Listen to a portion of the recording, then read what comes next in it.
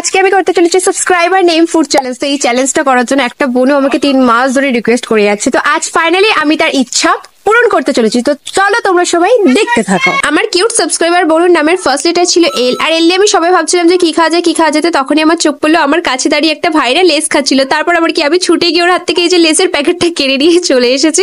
এখন এটা দিয়ে আমি আমার চ্যালেঞ্জ শুরু করছি। আর এমনিতেও না ছোট বাচ্চাদের হাত থেকে খাবার কেড়ে খাওয়ার মজাটাই আলাদা। নামের সেকেন্ড আর থার্ড এটা ছিল এ আর আই, তাই এখানে আমি দুটো মিশিয়ে খেয়ে নিচ্ছি অরুণের এই আইসক্রিমটা। বাই দ্য ওয়ে তোমরা আমাকে কমেন্টে বলো যে তোমরা কে কে অরুণ আইসক্রিম খেয়েছো। তো এখানে আমি খাচ্ছি অরুণের পিস্তা ফ্লেভারটা। আর এটা না খেতে মোটামুটি ছিল, মানে আমার অতটাও ভালো লাগেনি, মানে মোটামুটিই ছিল।